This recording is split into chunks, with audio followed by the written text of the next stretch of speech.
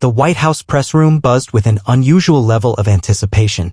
The walls, lined with sleek white panels and the iconic presidential seal, seemed to hum with energy.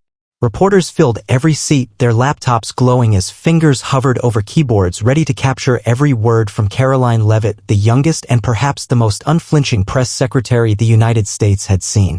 Karoline stood behind the podium, her blonde hair framing her sharp, composed face.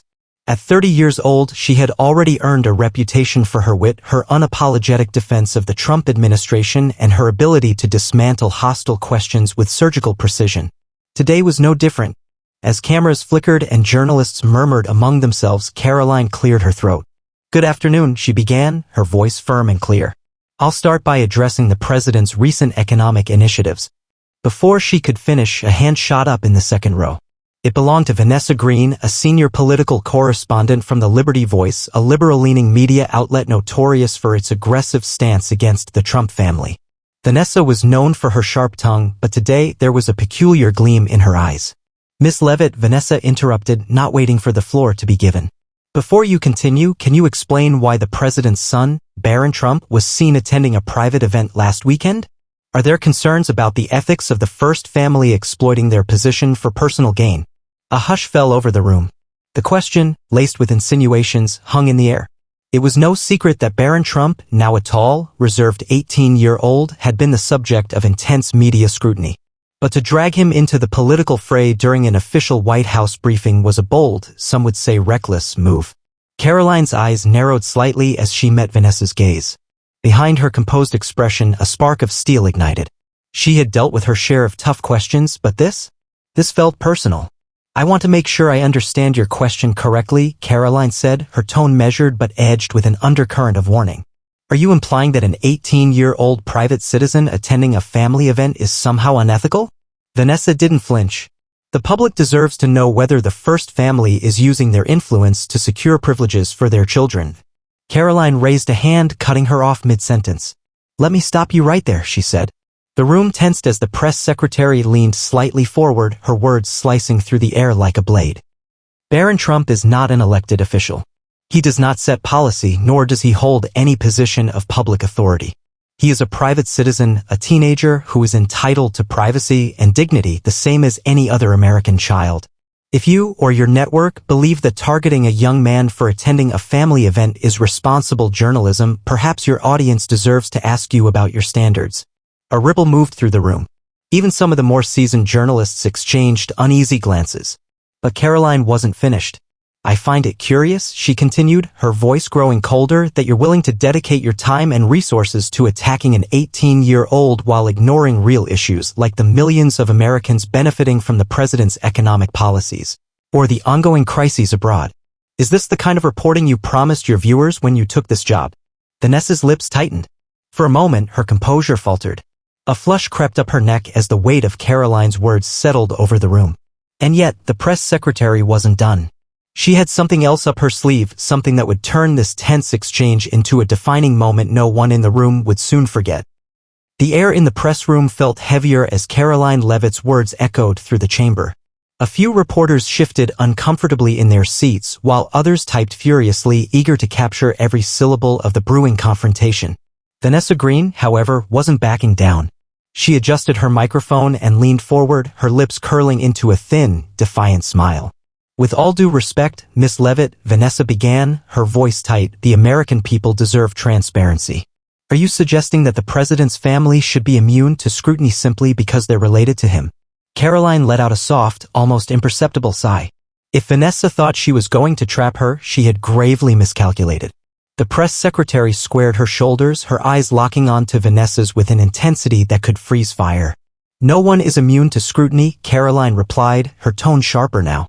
"But what you're engaging in isn't scrutiny, it's character assassination. Let's be honest about what's happening here. You're not interested in truth. You're interested in manufacturing a scandal where there is none, simply because the target's last name is Trump." A murmur swept through the press pool. Even the most skeptical journalists had to admit Karoline wasn't just holding her ground, she was dismantling Vanessa's argument piece by piece. But Karoline wasn't finished. She had anticipated this line of attack and she had come prepared.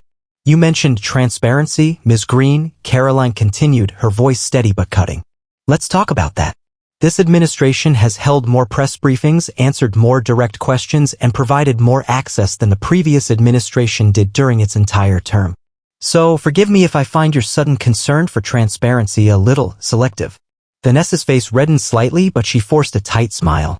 That doesn't answer my question. Can you confirm whether Barron Trump received any special privileges that ordinary Americans wouldn't? Karoline tilted her head slightly, a gesture both curious and calculating. And then, with the precision of a seasoned litigator, she delivered the knockout blow. I'll answer your question with a question, she said smoothly. Would you ask this if it were Sasha or Malia Obama? If it were Chelsea Clinton? Or is it only the children of conservative presidents that your outlet finds worthy of this level of intrusion? The silence that followed was deafening. Vanessa opened her mouth to respond but closed it again when she realized she had no good answer. In that moment, it was clear to everyone in the room Karoline had flipped the narrative.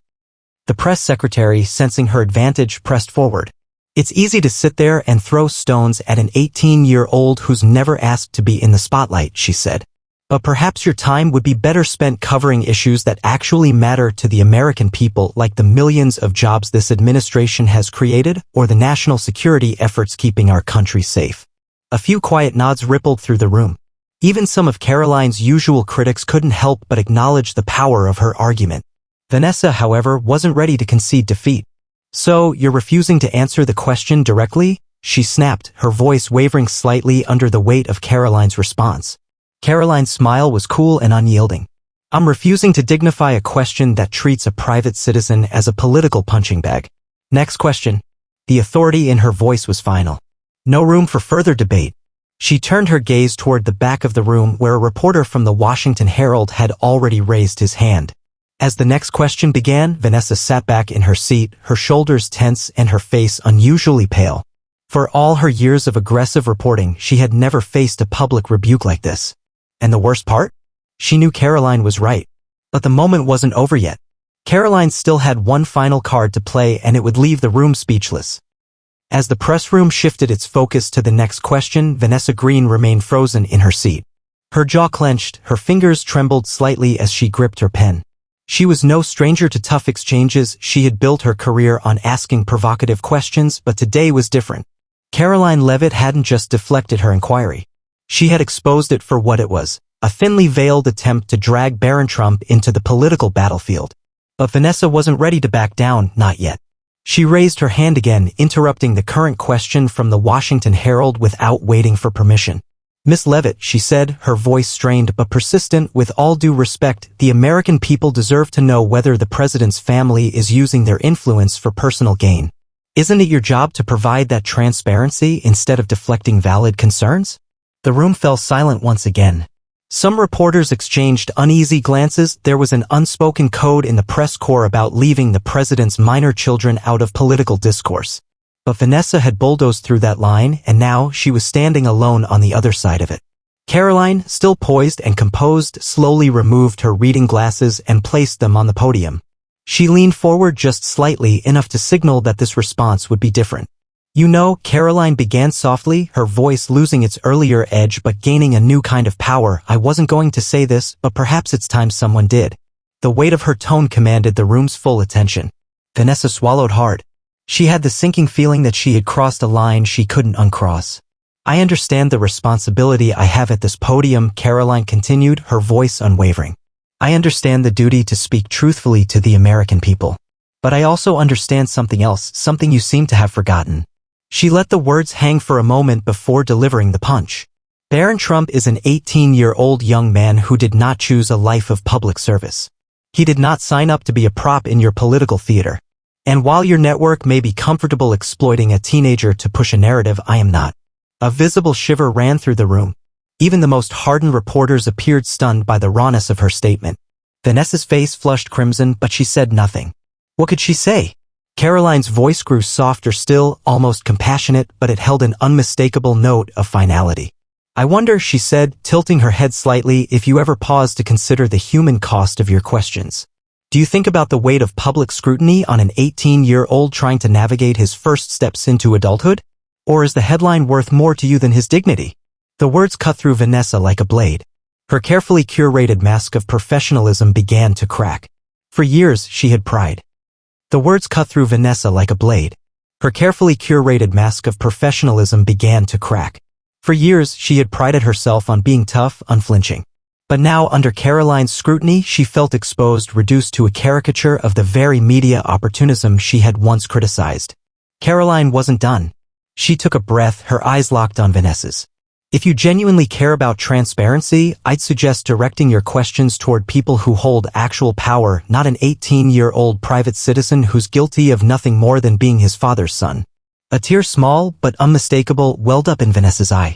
She blinked rapidly, trying to push it back, but it was too late. The entire room could see it. And in that moment, the power dynamic shifted entirely. Karoline leaned back, her expression softening ever so slightly. "I'll leave you with this," she said, her voice gentle but firm. "The American people deserve the truth, yes. But they also deserve a media that respects boundaries, one that doesn't weaponize innocent family members to score political points. I trust you'll reflect on that before your next question." Vanessa swallowed hard and lowered her gaze. For the first time in her career, she had no follow-up. The room remained silent as Karoline moved on, calling on a journalist from the National Times. But the tension hung heavy in the air, a reminder to everyone present that some lines should never be crossed and that Karoline Leavitt was more than willing to defend them. And as Vanessa sat quietly in her seat, tears threatening to spill over, one truth became abundantly clear: the press secretary hadn't just won the exchange, she had delivered a lesson that no one in the room would soon forget. The press room slowly returned to its usual rhythm, but the atmosphere remained charged. As Karoline Leavitt gracefully fielded questions on infrastructure plans and international relations, Vanessa Green sat stiffly in her chair, struggling to compose herself. The tear that had threatened to fall still burned behind her eyes, a reminder of her humiliation. Her colleagues stole occasional glances her way, their expressions ranging from surprise to quiet sympathy. Even the most seasoned journalists had to admit Karoline's rebuke had been masterful. Yet beneath her professionalism, Vanessa's mind raced with frustration. How had it come to this? She had prepared her question meticulously, confident it would expose the administration's hypocrisy. Instead, she had become the story, a cautionary tale of what happens when you cross the line. Meanwhile, Karoline remained unshaken. She stood at the podium, answering each question with the same sharp precision that had made her a rising star in Washington. But behind her calm facade, she knew this moment was bigger than a press room squabble. As she scanned the crowd, her eyes lingered on Vanessa for a fraction of a second. There was no malice in her gaze, only a quiet resolve. Karoline understood the stakes better than anyone. She had spent years watching the media twist narratives to suit their agendas. But going after Barron Trump?